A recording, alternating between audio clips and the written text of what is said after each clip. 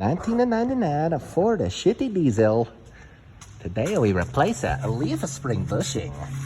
First, support with a jack stand. It's a lifted truck, it's big. Take off a wheel and support axle with jack. Very nice. Take out the U-bolt and then use a bottle jack to separate frame from leaf spring.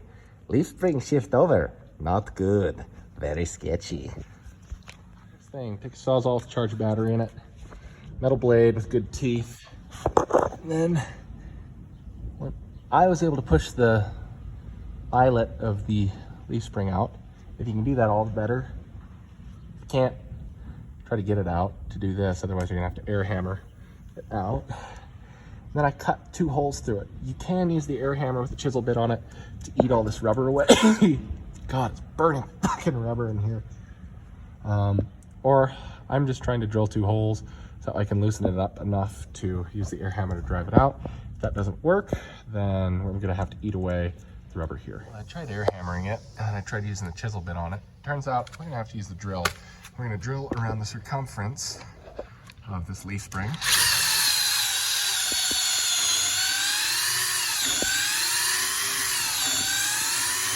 Just like that, all the way around. And then once we've made it all the way around, we're gonna take that air hammer and we're gonna separate it. And then we'll be able to drive this rubber out, and then we'll be able to drive it. Once your circumference is drilled, use your air chisel bit on it to come in tangent to the circle and chisel through it. Like so. Chunks you get out will look something like this, and they'll be scored all to hell on the back. These pair of lines with pliers to pull them out. And then, as you can see, if you drill it straight and chisel straight, it should provide a pretty straight hole, and you can see where I've already scored that bore. And you want to go all the way through this metal shell, but not hit the leaf spring.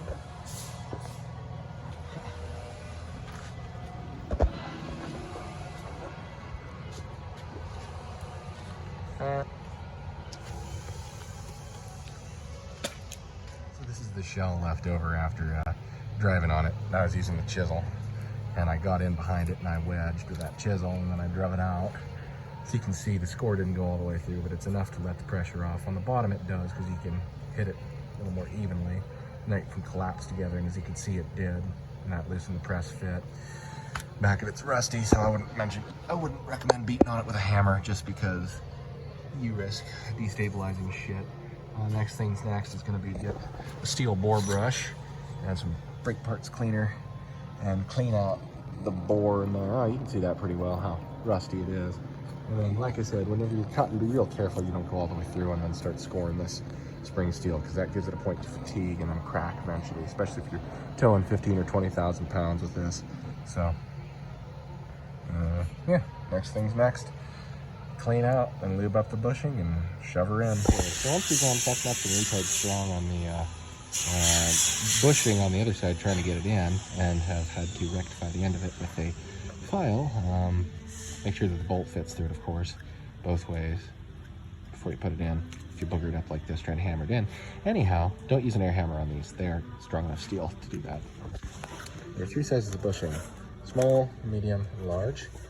Front of this 99 leaf sprung solid front axle. I think it's a Dana 50.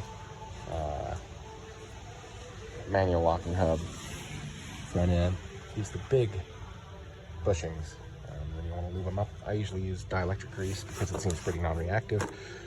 I figure if you use dielectric grease on stuff like rubber terminals, it's not going to adversely react with polyurethane bushings. But again, for the big bushings, I like to lube up both the hole that is going into the female end and the male end, the 4th bushing that's sliding in.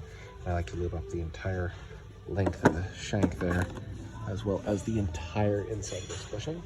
And then likewise, I'll also lube up this eyelet before I put it into the big bushing, and I'll lube up the interior of this. Even with the lube, these bearings or these bushings are son of a bitch to get in. What I'm gonna do is use a hammer to knock this one in. I got the chode hammer right here. Little fucking Schittsburg Harbor Freight Special. It's my favorite hammer that I own.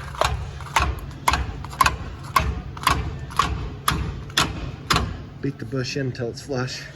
This one ain't flush. Make sure they're both flush. That side over there ain't quite flush, and it's gonna be a bitch to get in. That's why I use one of those Chevrolet 3/4 ton exhaust spreaders, or 350 rather, exhaust spreaders to spread these hangers apart so you can slide this leaf spring in easier. Once this is in, lube up the inside right here of the big bushing, and yeah, then use that big style clamp that has a 3/4 on the end of it. Use that big clamp to draw that eyelet in. Okay, so I got this sucker started. You cannot really get these in there, at least in the Energy suspension kit, by hand. So I used that clamp, and I was laying on my back and using my knee and doing a dance, but whatever. So what I recommend doing is actually leaving this bushing out, maybe a half an inch of the shank exposed in there, so that you can get this started enough that you can get the clamp around it without also having to hold on to this, because otherwise you kind of dance around it. So now that it's started, get the clamp situated on it, and then drive it all the way in until it's flush. See, I've got the clamp situated on there, like that. Just press it on the back side of the bushing, nothing extreme. Ratchet going clockwise, put it on the back, and then ratchet clockwise to screw it in, and that'll drag this bushing all the way. All right. As you can see, bushings drug in from both sides. Using that clamp's a two-person job. I wouldn't recommend doing it alone.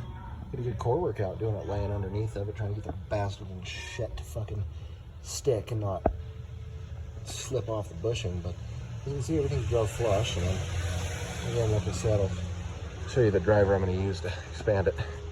It's this guy right here. One's a right hand, one's a left hand thread, and it drives apart in one direction and it drives together in the other. If you come under here,